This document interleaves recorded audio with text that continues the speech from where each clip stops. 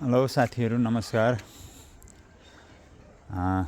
आज त चाहिँ तपाईहरुलाई म एउटा हाम्रो दमकको त्यसमाथि हरियम कोलोनीभित्र भएको एउटा विकासको नमुना देखाउँदै छु। ल तपाईहरु आफै मूल्याङ्कन गर्नुस्।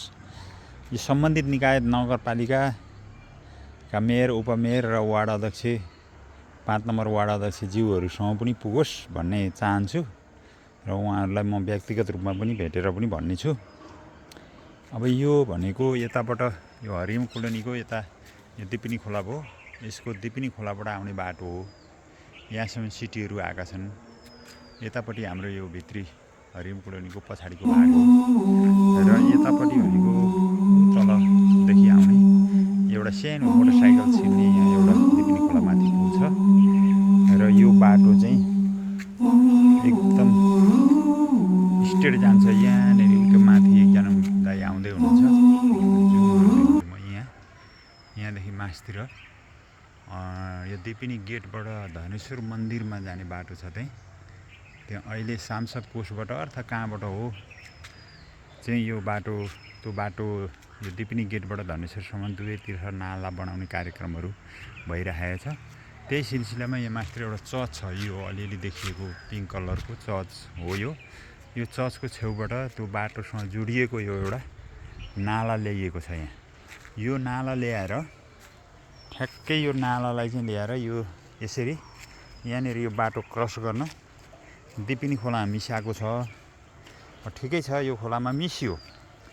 अनि यो यताबाट बाटोबाट यता क्रस हुने ठाउँमा यहाँ हेर्नुस् है। अब यो विकासको नमुना यो 5-6 महिना भयो। यहाँ मान्छे एकजना अस्ति लड्नु पनि भयो। अब यस्तो खालको बनाइदिएको छ। यहाँनेर यो यहाँसम्म पिच बाटो आयो। त्यसपछि गएर यहाँ यस्तो बनाइदिएको छ। ल हेर्नुस् यहाँ। अब यसलाई के भन्ने, यो के सोच हो यो? अब सोच त राम्रै होला, तर यो अब साउनको चाहिँ आर्थिक वर्ष सकियो भनेर बन्द गरेको काम अहिलेसम्म चाहिँ यो 6 महिना भइसक्यो। यसलाई कुनै किसिमको मर्मत सम्मार गरिएको छैन। यहाँ यत्रो अग्लो बनाइदिएको छ। यहाँबाट न सिटी जान सक्छन्, न मोटरसाइकल जान सक्छन्। अस्ति एउटा मोटरसाइकलमा आएको भाइ पाहाडतिर चलाउन सकेर अलि आँटिलो भएर लगेको, त्यो पनि लड्यो। यहाँ झन्डै हात भाँचियो। म आफै प्रत्यक्षदर्शी छु। र यसलाई के भन्ने, यो के खालको विकास हो? यो 5-6 महिनासम्म यो धराप हो कि विकास हो कि यो कसले हेर्ने हो? यताबाट ल हेर्नुहोस्, यहाँ चढ्ने ठाउँमा यस्तो बनाइदिएको छ। अब यहाँ माटो जति हाले पनि यो बालुवा माटो गइहाल्छ। बर्खा पानीले पनि जान्छ।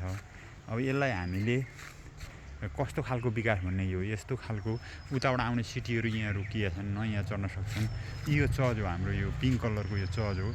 यहाँ दिनौँ सयौँको मान्छेहरू चाहिँ यहाँ चर्चको प्रार्थना गर्न आउनुहुन्छ। सिटीहरु सवारी साधन लिएर आउनुहुन्छ।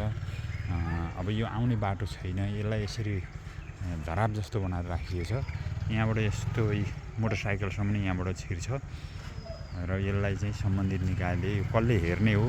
को हो ठेकदार? को यो बाटो अनुगमन गर्ने र कसले यो बाटो अनुगमन गर्छ? कसले हेर्छ? ल हेर्नुस् यहाँ यस्तो किसिमको हुन्छ। यो 5-6 महिनासम्म, ल 1 महिनासम्म त बनाउँदै भएन छ। ठिकै छ, 5-6 महिनासम्म यस्तो खालको धराप बनाएर यो के बनाएको? यो चाहिँ छक्क पर्छु। यहाँबाट चाहिँ ढलाइ गरेर स्लोप गरिदिनु पर्यो, गाडीहरू चढ्ने खालको। यसरी स्ल्याब हालेर यो लापरवाही तरिकाले छोडिएको छ र सम्बन्धित निकायसम्म यो पुगोस्। यो साह्रै धराप छ। हजुर